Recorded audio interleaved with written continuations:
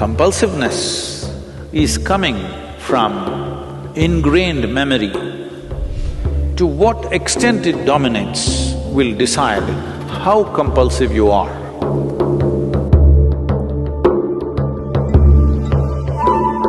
Don't try to counter it, don't try to forcefully beat it. What spiritual process means is to create an awareness, to become conscious in such a way that we override the memory.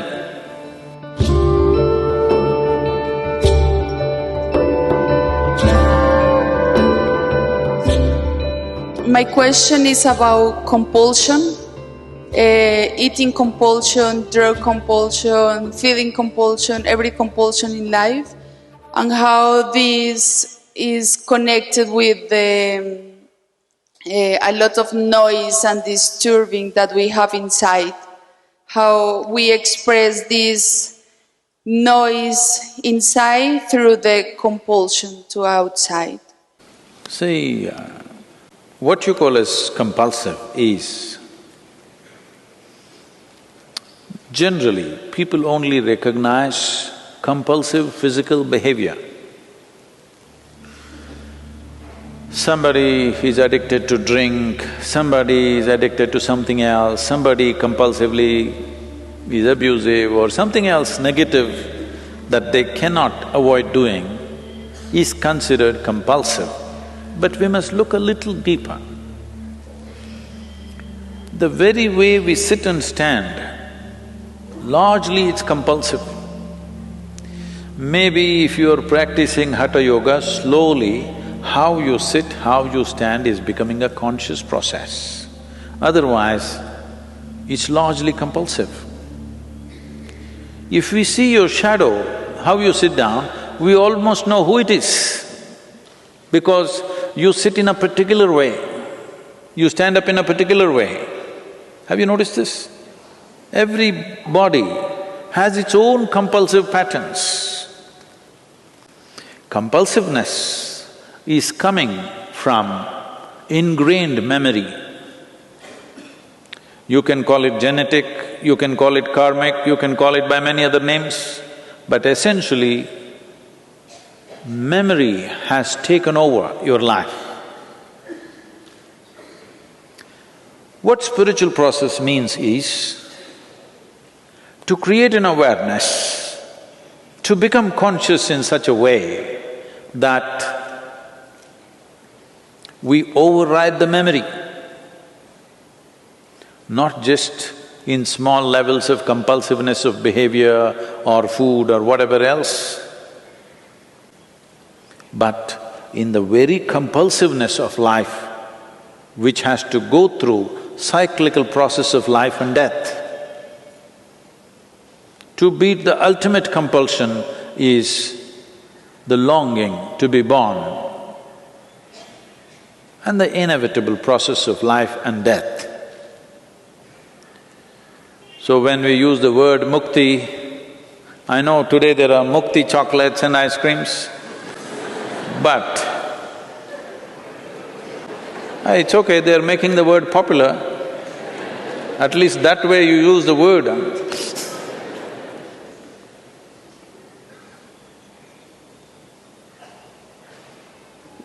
So, essentially compulsiveness means something is going cyclical. You are not able to beat the cyclical movement that's happening within you, either psychologically, emotionally, energy-wise or physically in your behavior patterns. Maybe you are noticing only the behavioral patterns, the compulsive nature of your behavior.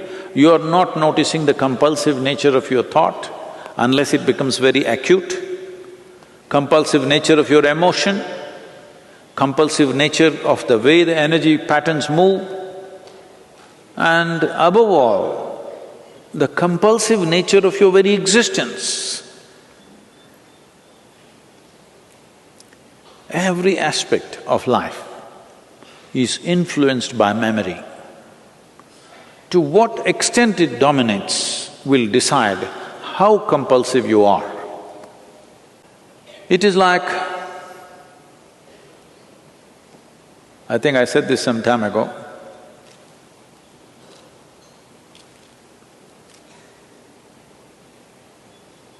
Swami creeps upon me every day, but not compulsively. When on the headphones they hear my voice is little going like that, he's coming with a warm drink, which sometimes I drink and sometimes I don't. But you can make this a compulsive pattern. That is, every day at 12 o'clock, at 2 o'clock, warm drink. You need it, you don't need it. This is called developing good habits.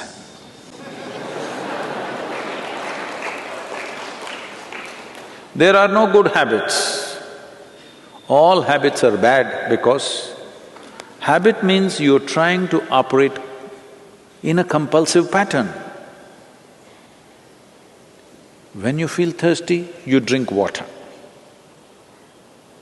No, not like that. Doctor tells you every day 3 liters of water, half the time you're in the pee place.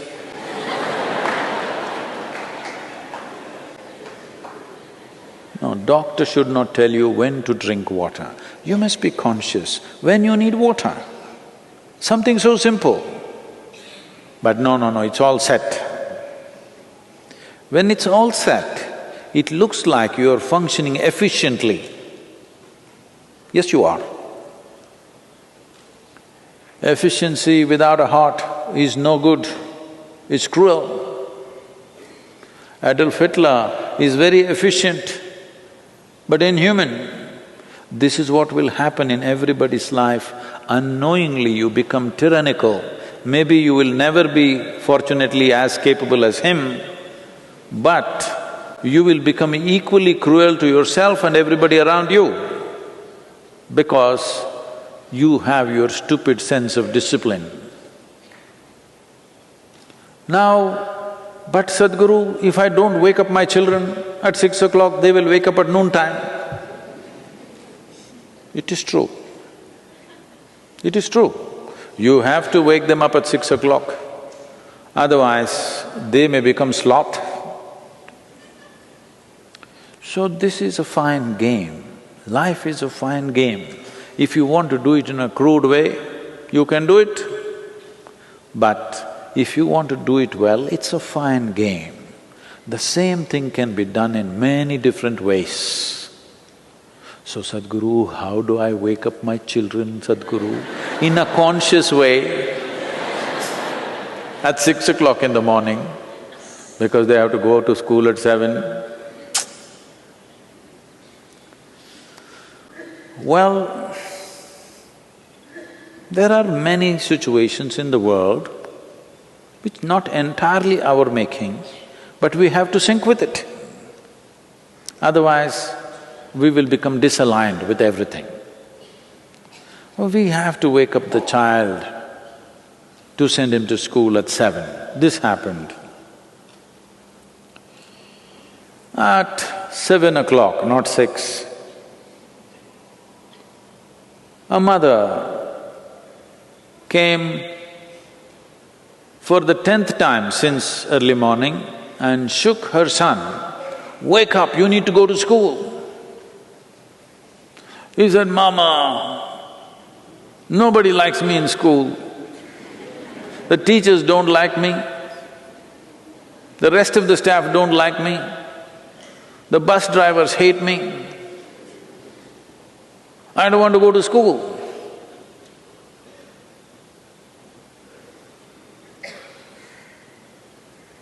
So the mother said,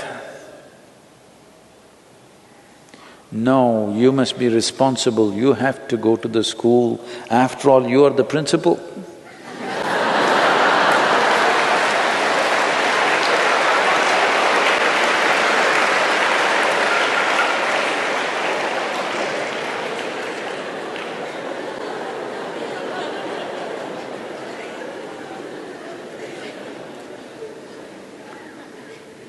to fulfill certain situations, we create certain patterns, but the pattern can be conscious pattern.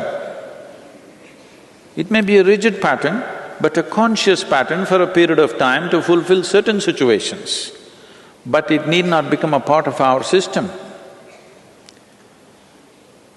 If you go with the rhythms of nature, naturally some things will happen in certain ways. Isn't that also compulsive? That every year in the month of June, monsoon should come. Is that not compulsive? It is. That is the nature that is the physical nature of the existence. It is by patterns, set patterns. Unfortunately, even the monsoons are becoming a bit conscious and not coming.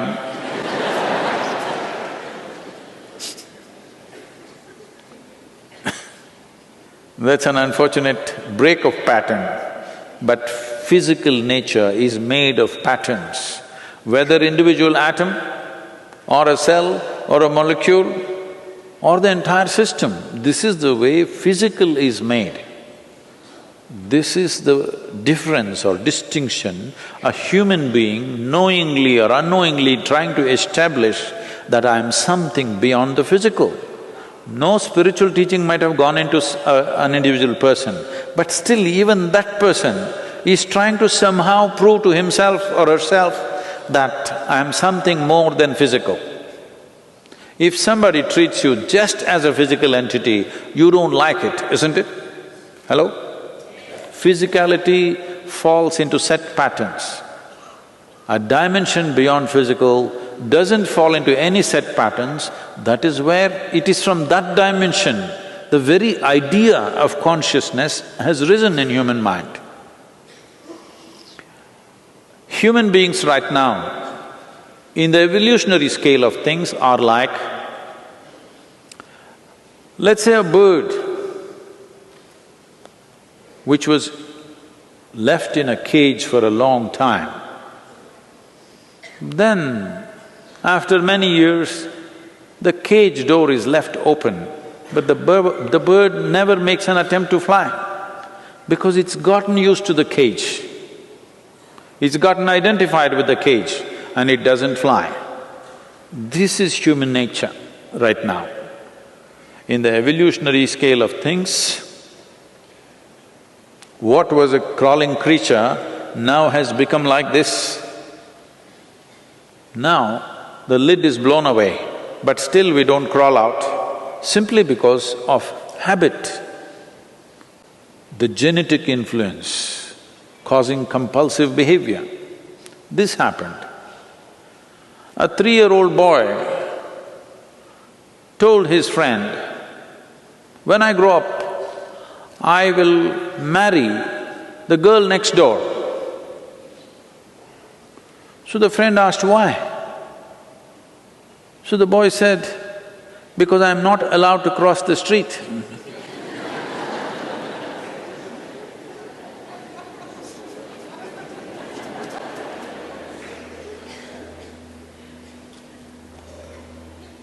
So, compulsiveness, don't try to counter it, don't try to forcefully beat it. You just have to become conscious.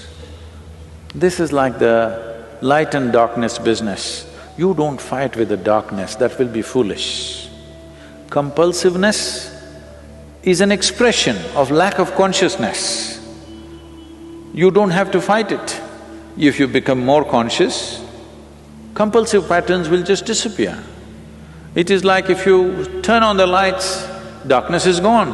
You don't have to fight with it. If you fight with darkness, you are on an endless fight.